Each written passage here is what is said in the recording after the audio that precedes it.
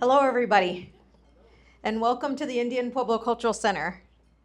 And just before I jump into my remarks, I just want to thank you for all the work that you do across Albuquerque, across the greater region, and really to host all of our guests and make our city and surrounding areas a very, very special place to live, work, and play.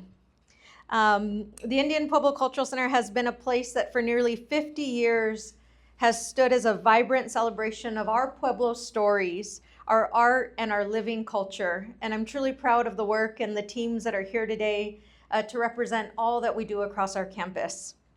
Before I jump in a little bit deeper, I just wanted to start with a brief land acknowledgement. We gather today on the traditional unceded homelands of the Tiwa people. Since time immemorial, this land on the banks of the Rio Grande River and its tributaries have been home to the native people of this area. As we gather today, we acknowledge that we stand in solidarity to honor the stories of the past, the lifeways of our elders. We pay respect, and we must honor the land, the water, the plants, and the stories that exist through the stories of our ancestors. So as we gather here on our campus, it really holds really deep meaning and purpose. And many of you have worked with or may know my predecessor, Mr. Michael Canfield, Mike. He was the real MC of this campus. And with his departure, I thought that it would be really interesting to share with you that I'm the real MF. And Mike was here, and through his leadership, we've had this great vision of what our campus is and what it can be for our future. But moving into the role, I just really wanted to, just share with who am I? Who is this real MF that's taken on this role? And that's a true story because I'm Monique Fragua, the real MF. So who am I? I'm from the Pueblo of Jemez. I'm a naturally bushy-headed kid who gets stickers and pens and everything stuck in all the time. I'm the oldest of a blended family. I'm a non-speaking Native American, and some people will approach me and say, well, I'm really sorry about that. And I say, well, so am I, because it's part of my family's history and part of my family's past. My great-grandmother is a survivor of Carlisle boarding school, and my grandparents sort of lived through that era of assimilation. My grandmother refused to teach my mother to speak, and so my mother could not teach me. And so in some regards, the assimilation worked through our family with the removal of the language from my family. I always have new to you school clothes, never brand new, but really proud of the fact that that has really brought me up in a different way to really appreciate the value of recycling and upcycling clothing, especially when majority of people in the world do not have new clothing. And so just a little reminder, if you have a gently used item, to make sure to donate it and upcycle it, because there's people like me out there looking for gently used clothes. I'm a recovering insomniac. And so I like to share that because only through speaking out and talking about it was I able to recover for myself. And we all know in the world that we are in and the jobs that we have that there's a million things running to our minds at any moment, and it's very hard to shut off. And so that's me. I believe in the power of community colleges. I believe in the power of what TVI, now CNM, has done and brought to our campuses and to our community. I believe in them just leaning in a little bit more and solving problems for us and creating generations of lifelong learners. And I think they're very special.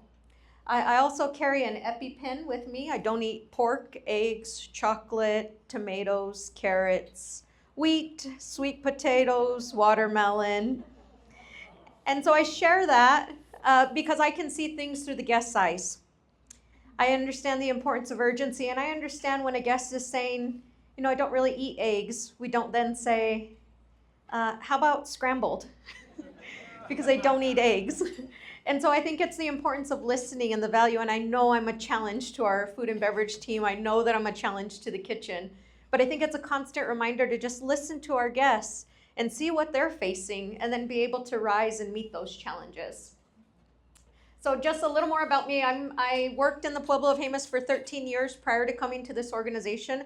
I've been here now for nearly 13 years and served in several capacities across the organization, from running the business arms to working with the nonprofit team to building some of our tour programs to working in the retail and working alongside Gary. And so I've had great opportunity to work across the campus and really am happy with the role and that opportunity to bounce around and learn and see what all these departments are made of and how we all work together to create the magic that's here on our campus.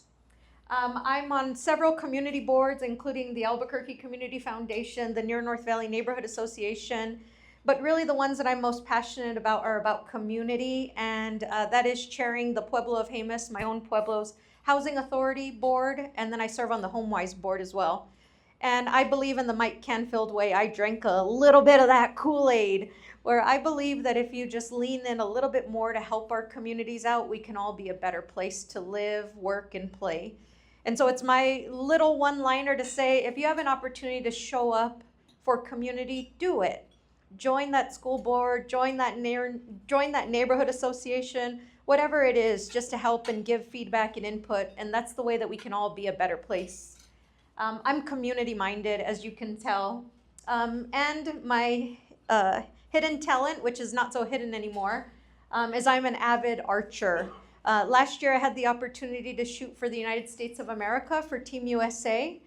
This year I'm ranked second in the nation for indoor archery at 18 meters. And thank you. I got one shout. So as everybody knows, if I have my bow and you feel like I'm a little angry, just run in a zigzag. It'll take me about 3 arrows. But I'm also a granddaughter, a daughter, a mother, a sister, an aunt, a partner. And I think that we all live in that one world, right? I think that we always carry that with us, and we encourage our teams here to do the same. You don't take off one hat when you get here to put on another. You don't try to just do this magic trick and act like whatever's going on in your life doesn't exist.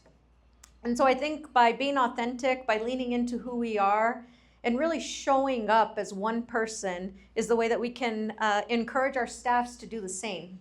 And so if my phone rings, if it's my child that needs something, we got to do it, right? We can't expect everybody to just completely separate and be in that moment. And so I'm really proud to share that I am those things, and that sometimes when we're needed to be different places, we need to be different places, and that's okay because that's part of who we are and bringing our whole selves to work. So why the Indian Pueblo Cultural Center and why our campus? This is a quote from the late Joe Sando, who was also from the Pueblo of Jemez, and this is advice that he gave to Regis Pecos from the Coche de Pueblo upon his retirement from our organization. He said, "Pueblo people will survive because of people like you." Our Pueblo people are strong, we're resilient, we're innovative, and it's really important that we're able to tell our own stories in our words and our voices. This land here, the Indian Pueblo Cultural Center campus, it was established in 1881. And it operated here as an Albuquerque Indian school for 100 years. With the closing of the Albuquerque Indian School in 1881, the system that the school existed under was one that sought to assimilate our Native youth. It also became a place where many, many students found strength, they forged relationships, and they created bonds to help carry that cultural pride forward in many ways. A good example of that is Mr. Dave Shalon. He's our maintenance manager, and he's also a graduate of the Albuquerque Indian School. He's worked here for how long, Mark? 40 years this August. Dave will celebrate his 40th anniversary with our organization. And when you think about Dave, you think about somebody who went to the Albuquerque Indian School, found his passion here, came here after school. His father was the maintenance manager here, and now he's carrying on that legacy here for 40 years. And so what a great sense of pride and an opportunity. He knows this building like inside and out. If anything happens, you'll see Dave walk in real quick. After its closure, the Albuquerque Indian School's lands, they were returned to New Mexico's 19 pueblos. New Mexico's 19 pueblos own this campus as tenants in common. They're all 1/19th owner. It doesn't matter how large or small the pueblo is. It doesn't matter the proximity to Albuquerque. Everybody has 1/19th share. This is a really unique example of the ways that tribal communities of sovereign nations can come together to be one and make something beautiful happen. Our campus right now is nearly 90 acres, and I'll show you here, 98 acres. 88 acres of that is trust land. And Mr. Mark Thompson, our Vice President of Property Development, Skylar Sargent is here from their team. And they work every day to make sure that this campus is the best place that can be with the businesses that we have. You can see we have a mixture of trust land, which is sovereign Native American land, and fee simple land, which is city land, right? Yeah. The campus here, we have developed, you can see on this part of the property, and this is where you are right now at the Cultural Center here. And then our newest venture here is the Indian Pueblo Entrepreneur Complex. And Bill Stimmel is here, our Director of Entrepreneurial Center. And really we're working on this new social venture of entrepreneurship. And what does it look like when we can support our entrepreneurs, both native and non-native? And right now it's in food and agriculture, but we'll extend out from there. We're really excited also that today the Indian Pueblo Cultural Center, it's a place of renewal. It's a place of celebration, it's a place of community, and our center is home to a growing library and archives and really powerful exhibits and storytelling. And our head curator, Dr. Michelle, is here with us today. And really they're leaning into exhibits where our Pueblo voices are heard, where our stories are told, where we can see our past in the exhibits and we can educate our children about the future. We can celebrate Pueblo leaders, Pueblo heroes, and a story of resilience. I don't know if everybody knows, but Native Americans in New Mexico did not have the right to vote until 1942 in New Mexico. And so you have to imagine that the right to vote, well, we were considered Native Americans were considered citizens, we just did not have the right to vote until Miguel Trujillo actually brought it up because he wasn't allowed to vote on a school board election, and it came to light. And so if you think about from that era to where we are today, the transformation, the stories that need to be told, the heroes that exist in our Pueblo culture, the Indian Pueblo Cultural Center does a really good job of elevating those stories. We're also a thriving example of indigenous-led economic development and self-determination.